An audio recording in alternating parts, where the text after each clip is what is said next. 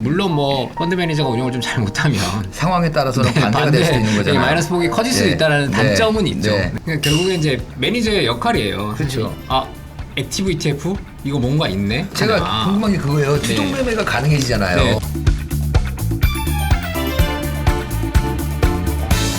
주식초등학교 다시 찾아온 ETF, ETF 정의부터 투자 방법, 세금 문제까지 그동안 많이 다뤘었는데 ETF가 많이들 하십니다. 그래서 이번에는 최근 인기를 끌고 있는 액티브 ETF를 중심으로 해서 한번 다뤄보도록 하겠습니다. 정성인 한국투자신탁 운용 ETF 전략팀 팀장님 모셨습니다. 어서 오십시오. 안녕하십니까.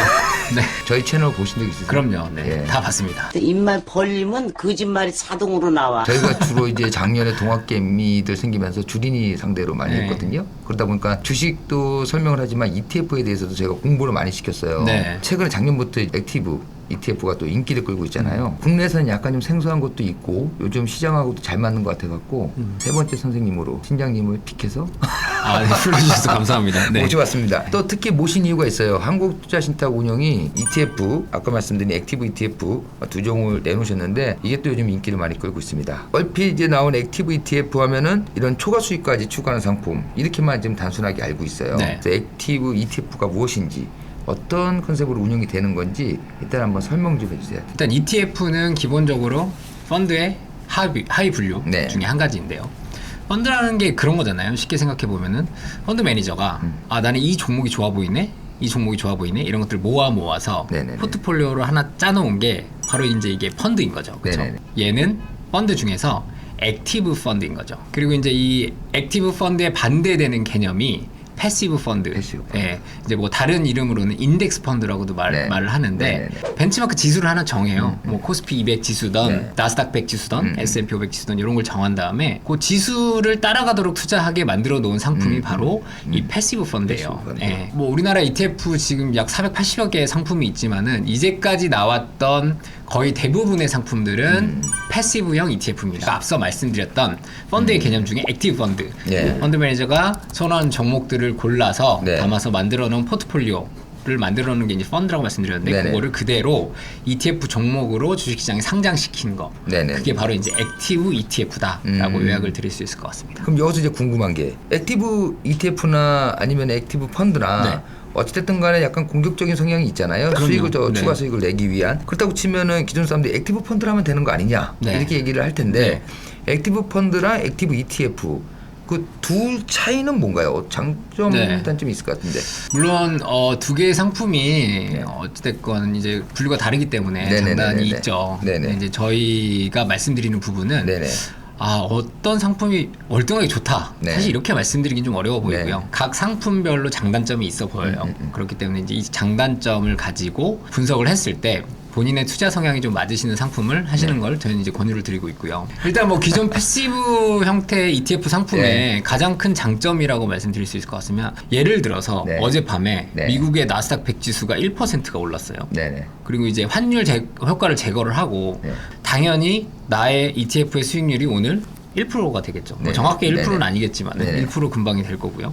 뭐 반대의 경우도 있을 거고요. 이런 관점에서 반대로 말해보면은 액티브 ETF의 장점이 하나 있을 것 같아요. 네. 뭐냐면 패시브형은 자 오늘 어제 미국 지수가 마이너스 2%가 되면서 나의 손실이 마이너스 2%가 됐어요. 네네. 그런데 내 ETF가 미국 지수에 투자하는 액티브 ETF입니다. 그런 경우에는 사실 수익이 마이너스 2%가 될 수도 있지만 네. 마이너스 2%보다 작을 확률도 높죠.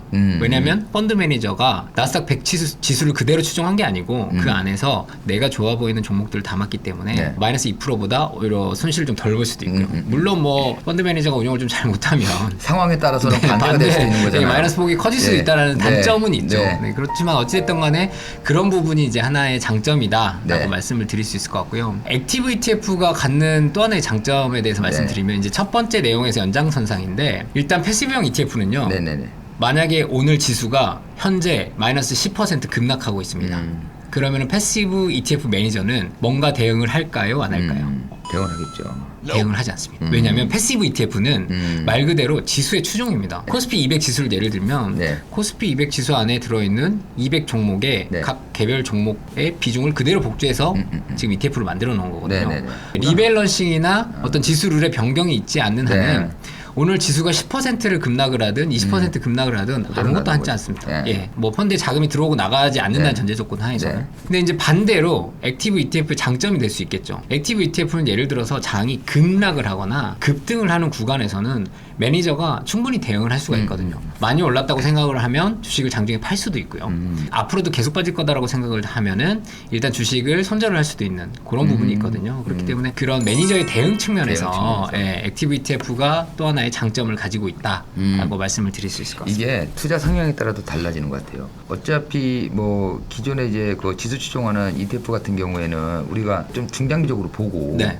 일일비하지 않지 않습니까? 그렇죠. 향후에 우리가 코스피 뭐 2,000 이렇게 하다가도 지금 3,000 넘어가고 하는 것처럼 그런 거를 이제 기다리는 건데 아무래도 액티브 ETF나 이런 좀 적극적인 상품에 넣는다는 거는 자기가 좀 투자 성향도 좀 공격적이라는 거라는 거예요. 그러면은 운영 매니저가 좀 어느 정도 관여를 해서 물론 종목 자체도 그렇게 편입을 하는 거지만 거기에 순간순간 대응하면서 그렇죠. 잘 포트를 네. 관리해주는. 네. 그래서 액티브 ETF는 이제 그런 차원에서는 상당히 좀 안정적이면서도 추가 수익을 낼 수 네네. 있고 좀 공격적으로 대응할 수 있는. 사실 단점도 있어요. 패시브형 ETF들 같은 경우 이미 국내 시장도 네. 보수가 굉장히 저렴해졌어요. 네네네네네. 뭐 국내 주식형은 뭐 한 자릿수도 많고요. 미국 주식형 중에도 뭐 저희 상품도 있습니다만은 뭐 S&P 500이나 나스닥 100을 추종하는 저희 킨덱스 ETF 상품은 연 0.07%의 네. 보수를 받고 있는데 이제 액티브형들은 사실 상대적으로 보수가 좀 비싸요. 네. 이것들에 비해서는. 네. 물론 펀드 공모 펀드에 대비해서는 사실 싸긴 해요. 그게 네. 이제 ETF 상품이 갖는 네네네. 특징이기 때문에. 그런데 이제 보수가 패시브형 상품보다는 약간 비싸다. 네, 이런 단점도 있고요. 그리고 이제 세금 측면에서 또 한 가지가 있는데 네. 국내 패시브형 ETF 중에서 국내 주식형 ETF는 비과세입니다. 매매 차익에 대해서. 네. 배당에 대해서는 배당 네. 소득세를 내고요. 그런데 이 액티브 ETF는 국내 주식형이더라 할지라도 네. 네. 15.4%의 배당 소득세를 부과를 하고 있거든요. 아. 네, 그렇기 때문에 이 두 가지는 사실 액티브 ETF가 갖는 단점이에요. 아. 네, 그렇기 때문에 투자자분들께서 어쨌든 나는 공격적인 성향으로서 BM 대비해서 좀 알파 수익을 많이 내보겠다 내고 싶다. 하시는 분들은 액티브를 선택하시는 게 맞아 보이고요. 그게 아니고 나는 정말 지수대로 투자를 한번 해보고 싶다 하시는 분들은 패시브형 상품을 선택하시는 게 맞는 투자법이다라고 생각이 되어집니다. ETF가 어차피 보수 싸다는 게 큰 매력이긴 한데 그럼요. 네. 어차피 이 상품은 그 이상의 수익을 내고자 하는 상품이기 때문에 그런 부분에 대해서는 좀 감안하셔야 될 것이고 네. 똑같이 받으면서 추가 수익을 더 내준다고 하면은 그러니까 결국에 이제 매니저의 역할이에요. 그렇죠. 사실 패시브형 ETF는 매니저들이 종목 발굴을 하는 게 아니고 펀드를 관리하거든요. 네네. 왜냐하면 그 종목과 비중에 맞춰야 되기 때문에 계속 네네. 관리해 보는데 액티브 ETF들은 매니저들이 종목을 계속 발굴을 해야 되거든요. BM 대비해서 알파를 낼 만한 알파 포인트를 찾아야 되거든요. 네네. 그러다 보니까 이제 액티브 매니저의 롤이 많다 보니까 제 여기서 궁금한 게 그럼 패시브나 액티브 ETF 운영하시는 운영력이 네. 다르시죠? 그럼요. 완전히. 네, 다르죠. 그 투자하시는 두 분의 성향도 다르실 거예요. 완전 다르다고 보시면 됩니다. 그러니까 말 그대로 일반화 시킬 수는 없겠지만은 네. 말 그대로 액티브와 패시브예요. 보통 예를 들어서 뭐 액티브 매니저분들 중에서는 네. 뭐 굳이 대학교 전공으로 따지자면 물론 경영 경제를 전공하신 분들 많지만 네. 특정 기술 쪽에 전공하신 분들도 상당히 많아요. 예를 들어서 저희 상품 중에 이제 말씀드리겠지만 자동차 그분은 자동차 애널리스트세요. 네, 공대를 나오셨고요. 공대를 안 나오셨나? 자동차 회사에 근무하시다가 증권사의 자동차 섹터 애널리스트로 오셨고 그리고 이제 저희 회사의 자동차 펀드를 맡고 네. 계시는 그런 분들이 전문가시네. 네, 전문가세요. 그러니까 네. 말 그대로. 근데 이제 패시브를 하시는 분들은 뭐 일반적이진 않지만 대부분 퀀트 베이스의 숫자를 다루시는 분들이 많으세요. 그래서 뭐 수학을 전공하셨다거나 네네네. 산업공학 또 경제학 이런 부분들 전공하신 메이저분들이 많다 보니까 네. 성향 자체가 굉장히 달라요. 확실히 또 차별화되어 있는 운영력이 또 하셔야 네, 되니까는 맞습니다. 그런 부분이 또 다르고 일단은 액티브 ETF가 네. 최근에는 많이 좀 생기긴 했는데 직전까지 그러니까 이게 우리나라에서 조금 액티브 ETF가 있구나 한 게 제 작년 하반기 뭐 맞습니다. 이런 선에서 네. 좀 들었던 것 같은데 이게 이미 해외 시장에서는 네. 많이들 상장돼 있죠. 네. 거의 주류 상품으로 알고 있는데. 사실 말씀하신 대로 국내에는 출시된 지 얼마 안 됐고요. 네. ETF 상품을 얘기하면서 이제 미국 시장을 빼놓을 수가 없어요. 미국 네. 시장에 대해서 항상 말씀을 드려야 돼요. 그만큼 선진 시장이기도 하고. 네네. 미국 같은 경우에는 이제 2008년도에 네. 처음으로 이제 채권형부터 시작해서 액티브 ETF가 나왔어요. 네네. 나왔는데 사실 미국 같은 경우에도 크게 인기를 얻지는 못했어요. 물론 네네. 채권형들은 일부 좀 커진 부분들이 있지만은 주식형들 같은 경우에는 크게 이렇게 재미를 보지 못했었거든요. 네. 근데 이제 이후 뭐 상품이 나오긴 나왔었는데 지금 뭐 6월 말 기준으로 보면은 미국 같은 경우에도 약 620여 개 종목 그리고 약 한 300조 원 정도 오. 규모 정도 돼요. 액티브 ETF만. 액티브 워낙 ETF. 시장 자체가 크기 때문에. 와. 사실 상품 수가 좀 많잖아요. 많은데 네네네. 대부분 작년과 올해 나온 거예요. 네, 왜냐하면 그동안 빛을 보지 못하다가 작년에 ETF 시장의 가장 핫한 키워드가 뭐였을까요? 아크. 네, 아크. 아크. 이 캐시우드의 음. 아크 ETF가 시장에서 히트를 치면서 예. 액티브 ETF 이거 뭔가 있네. 그 생긴 지 얼마 안 된 운용사더라고요. 아크가. 사실 아크 ETF에 대해서 오해하시는 부분들이 있으세요. 아크 ETF가 작년에 히트를 쳤잖아요. 네. 그래서 신상품인 줄 알고 계시는 분들이 많으세요. 근데 아크 ETF 대표 종목 ARKK잖아요. 네네, KK. ARKK 2014년도에 상장됐어요. 네. 사실 커지지 못했죠. 네, 그래서 뭐 캐시우드가 한국에도 왔었어요. 2018년도로 기억하는데 한국에 와가지고 이제 뭐 연기금들 이런 데 돌아다니면서 세일즈도 했었는데 사실 그때만 하더라도 액티브 ETF요? 그거 네 좋은 것 같긴 한데 약간 이런 관점이었는데 작년에 이제 네, 테슬라의 광폭 상승에 힘입어서 아크가 이제 엄청난 소위 수익률 터졌네요. 네, 네. 한번 터졌죠. 네. 수익률이 뭐 5배 정도 갔으니까. 네. 네. 작년에 이제 기본적으로 액티브 ETF 시장이 커졌고요. 네. 미국 같은 경우에도 작년에 이제 전체 상장 상품 중에서 약 58% 정도가 액티브 ETF로 상장이 되었고요. 네, 그만큼 많은 신상품이 출시가 되었고요. 이제 올해는 사실 좀 더해요. 뭐 62% 정도 6월 말 기준으로 보니까 그러다 보니까 이제 미국 시장에서도 전체 시가총액 대비해서 액티브 ETF가 차지하는 시가총액은 3%밖에 안 돼요. 아직 시가총액은 작은데 상품 수로는 이미 20%를 넘어섰거든요. 예, 그 이유가 이제 신상품들이 많다 보니까 아직까지는 커진 상품들이 많지 않죠. 예. 액티브 ETF 주식형 액티브 ETF의 전체 AUM의 60%는 아직도 아크가 가지고 있어요. 그만큼 다른 회사들은 아직 많이 커지지는 못한 상황이에요. 그럼에도 불구하고 이런 신상품들이 계속 나오고 어찌됐든 간에 수요 측면에서도 이런 상품들에 대한 수요가 맞아떨어진다고 하면 시장이 계속 커질 수밖에 없다라고 보여지고요. 그런 관점을 이제 한국에 대입을 해보면 한국 같은 경우에도 사실 정확하게는 2017년도에 액티브 채권형 ETF가 먼저 허용이 됐어요. 네, 그래서 그때 시장에 이제 뭐 10여 개의 액티브 ETF 채권형으로서 출시가 됐었고요. 이후에 이제 주식형 같은 경우에 제도적으로 허용이 되지 않고 있다가 부장님 말씀하신 대로 작년 하반기에 이제 처음으로 3개가 상장이 됐어요. 이제 뭐 크게 관심은 받지는 못했는데 어쨌든 간에 올해 뭐 저희 5월 저희를 포함해서 4개 운용회사가 5월 달에 지금 8개 종목을 신규 출시했거든요. 그러면서 지금 시장에서 큰 관심을 불러일으키고 있고요. 그런 관점에서 이제 한국도 결국 미국 시장에 후행한다라는 관점에서 보면은 앞으로 이제 액티브 ETF를 출시하는 운용사도 많고요. 그만큼 상품 수도 늘어날 뿐더러 스탁코도 계속해서 늘어나지 않겠냐라는 전망이 우세한 상황입니다. 하반기에 또 몇 군데가 또 하더라고요. 그러다 보면은 하는 운용사들이 많다고 하면은 나오는 상품도 훨씬 많아질 테니까 시장이 커지는 거는 뭐 확실한 것 같아요. 네, 맞습니다. 그럼 이 액티브 ETF 같은 경우는 아까 이제 펀드 매니저가 그 자기 이제 자율적으로 종목을 좀 이제 편입해서 운용을 하잖아요. 그렇다면은 그 운용 자율성이 100% 보장이 되는 거죠. 사실 정확하게는 지금 유가증권 상장 규정상 보면요. 벤치마크의 수익률과 실제 액티브 펀드의 ETF의 수익률이 상관계에서 0.7 이상이 유지가 되어야 된다라는 조건이 있어요. 이제 상관계에서 0.7이라는 조건이 사실 이제 제가 이제 액티브 ETF가 출시된 이후로 수많은 언론 뭐 이런 고객사에 인터뷰를 했었는데 그때마다 이제 기자분들께서 말씀하시는 게 그거예요. 0.7이 너무 규제 아니냐, 규제를 풀어야 되지 않냐라고 말씀을 하세요. 그래서 자연스럽게 저희 답변을 이제 0.7이 너무 큰 규제다라고 이제 유도를 해주시는데 사실 이제 뭐 출시되고 지금 한 2달 좀 넘었잖아요. 2달 정도 됐는데 보니까는 저희가 운용을 해보니까 사실 0.7이라는 규제가 생각보다 그렇게 큰 규제는 아니더라고요. 왜냐하면 일단 저희가 액티브 ETF 상품을 만들면서 벤치마크를 별도로 만들어요. 그러니까 예를 들어서 저희가 뭐 친환경 자동차 액티브 ETF를 냈는데 벤치마크가 뭐 코스피 200이다, 코스닥 150이다 이러면 이제 살짝 문제가 될 수도 있어요.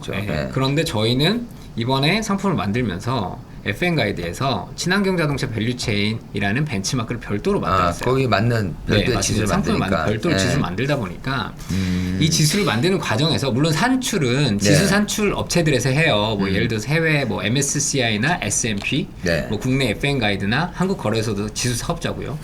이런 지수 업체들이 하지만 지수를 만드는 데 있어서 어떤 아이디어를 제공하고 지수의 요건을 정의하고 하는데 운용사가 일정 부분 의견을 제출할 수가 있거든요. 네, 그러다 네. 보니까 저희가 이 벤치마크를 만들 때도 저희가 가고자 하는 상품의 포트와 일정 부분 어느 정도 조건을 맞춰놨어요. 그러다 보니까 사실 벤치마크를 잘 만들게 되면은 벤치마크와의 상관계수 0.7은 사실 크게 벗어날 수가 없어요. 없다. 왜냐면 저희가 뭐 백테스팅을 굉장히 많이 해봤는데 네. 상관계수 0.7이 벗어난다라는 건 이런 얘기예요. 내가 100종목을 골랐는데 네. 그 중에 70종목은 올랐고 네. 30종목, 70종목만 담았는데 그 중에 네. 10종목 올랐고 안 담은 30종목이 빠져야 돼요. 근데 사실 주식시장이라는 게 네. 100종목 담았는데 그중에 70개 오르고 30개 빠진다라는 게 사실 쉬운 일은 아니거든요. 아니죠. 네네. 왜냐하면 또 컨셉이 동일하잖아요. 여기 그죠. 안에서는 뭐 예를 들어 친환경 자동차만 담을 그죠. 거고 ESG만 담을 건데 그죠. 그렇게 반대로 간다는 게 사실 쉽지가 않죠. 네, 쉽지 않은 일입니다. 그러다 보니까 이 0.7이라는 상관계수가 지금 미국에는 없는 제도거든요. 네, 그러다 보니까 이제 한국의 규제가 너무 세다. 이걸 완화해야 되는 거 아니냐라는 측면에서 뭐 한국거래소 측에서도 상관계수를 0.5 쪽으로 인하하는 방향을 검토하겠습니다라고 의견을 밝히셨는데 결론적으로 말씀을 드리면 운용상의 큰 제약은 아니다. 야, 아니다. 라고 제가 요약을 드려야 될 것 같습니다. 우리 일반 투자자들이 네. 액티브 ETF에 이제 편입된 종목들이 있을 네. 거 아닙니까? 그거를 확인이 가능한가요? 네, 매일매일 확인이 가능하시고요. 아, 매일. 이제 ETF라는 상품이 나오기 전에 네. 부장님도 펀드 투자 해보셨어요? 네, 당연히 해봤죠. 2000년도 초반에 한국에 이제 펀드 열풍이 한번 네. 불었었잖아요. 그때 네. 이제 펀드 투자를 처음 시작해봤는데 처음 이제 은행에 가서 펀드라는 거를 한번 해보려고 갔는데 네. 가입을 하고 난 다음에 딱 느꼈던 불편함이 삼성전자가 담겨 있나? 라고 해서 그렇죠. 봤는데 2달 후에 알려준다는 거예요. 예. 그래서 굉장히 큰 의문을 가졌던 기억이 있거든요. 네. 그만큼 이제 사실 펀드가 갖고 있는 가장 큰 단점이자 네. ETF가 갖고 있는 가장 큰 장점이 바로 그 포트폴리오 공개 여부라고 공개. 저희는 생각해요. 네. 정확한 플로어를 말씀을 드리면 자 오늘 이제 장중에 액티브 ETF 매니저가 예를 들어서 ETF 매니저가 매매를 했어요. 네. 매매를 하고 나면 장이 끝나고 나면 예탁원 사이트에 저희가 네. 우리 PDF A라는 상품의 PDF 그러니까 포트폴리오는 요러요러하게 구성이 되어 있습니다라고 네. 해서 올립니다. 네. 그러면 그게 이제 저희 회사 홈페이지에 반영이 돼서 다음날 아침에 자동으로 공개하도록 그렇게 시스템이 되어 있거든요. 이게 뭐 저희 회사만 그런 건 아니고 모든 ETF 운용 회사들의 각 홈페이지에는 이 상품의 정확하게는 어제자 포트폴리오죠. 현재 포트폴리오는 아니고요. 어제자 포트폴리오가 공개되도록 되어 있습니다. 그래서 이게 이제 ETF 상품이 갖는 가장 큰 장점이라고 생각을 하고요. 이 부분도 또 규제하고 연결이 돼요. 네. 그 아까 상관계수 0.7에 대해서 말씀을 드렸는데 사실 이제 액티브 ETF를 처음 내자고 했을 때 국내에서 네. 어떤 반론이 있었냐면요. 포트를 공개하면 네. 누군가 따라서 매매를 하면 어떡하냐. 제가 궁금한 게 그거예요. 추종 매매가 가능해지잖아요. 네, 추경 매매라는 용어가 굉장히 많이 나왔었어요. 네네네. 그래서 계속 이제 좀 미뤄졌던 부분도 사실 아. 있는데 미국 같은 경우에는 네. 작년에 2주 후에 포트를 공개할 수 있는 상품을 낼 수 있도록 허용해줬어요. 특정 상품에 대해서만 그렇게 2주 신청한. 2주 후에? 예. 그러면 이제 그 상품은 어찌됐든 간에 추경 매매를 할 수가 없죠. 추정 네네. 매매를 할 수가 없죠. 네. 근데 이제 한국은 사실 아직까지는 그렇게까지 허용은 되지는 네. 않고 있는데 네. 그럼 그 추정 매매라는 게 시장에 어떤 임팩트를 던질 것이냐라는 측면에서 이 펀드 사이즈가 정말 엄청나게 비대해지면은 그런 문제가 발생을 할 수도 있어 보이긴 해요. 그렇지만 아직까지는 공모펀드 투자 자금보다는 일반 직접 주식 투자 자금이 월등히 많다 보니까 사실 그런 부분들에 대해서는 좀 기우가 아니냐라고 이제 말씀을 하시는 것 같고요. 네. 그런 관점에서 우리나라는 아직까지 당일에 이제 포트폴리오를 공개하는 원칙이 지켜지고 있는 상황입니다. 어찌됐건 간에 최고의 운용력이 이제 운영하는 펀드잖아요. 네네. 그러다 보니까 얼마가 들어갔다 이것보다는 이 종목을 선정했다, 피겠다. 네. 요거에 사람들이 이게 좋은가 보다. 네. 이렇게 해서 이제 종목이 도움을 받을 수 있지 않을까. 그렇죠. 네. 단점은 그런 것 같아요. 사실 우스갯소리지만 네. 저희도 가끔 경쟁 상품의 PDF를 들어가서 봐요. 서로 공유해서. 네. 그래서 물론 뭐 저희 그 예를 들어서 친환경 자동차 밸류체인 매니저분께서 네. 경쟁사의 상품의 PDF를 보시는지 안 보시는지 제가 여쭤보진 않았어요. 네. 여쭤보진 않았는데 보겠죠. 추측한데 보실 보겠죠. 거예요. 예, 볼 수밖에 뭐 없어요. 담았는지 그럼요. 보겠죠. 보죠. 네. 그래서 이제 종목의 차이가 발생을 하면 당연히 네. 의문을 가지시겠죠. 그죠, 요거의 그죠. 이 종목이 어떤지에 대한. 그러다 보니까 이게 또 하나의 장점이자 단점이 될 수도 있다라고. 네, 근데 사람이 마음이 흔들릴 것 같아요. 보면. 그렇죠. 네. 네. 또 어찌됐든 간에 뭐 매니저분들은 자신의 확신을 가지고 종목을 담는 거기 때문에 자기가 오늘 담았는데 이쪽에서 팔았으면. 그렇죠. 이제 그런 부분들은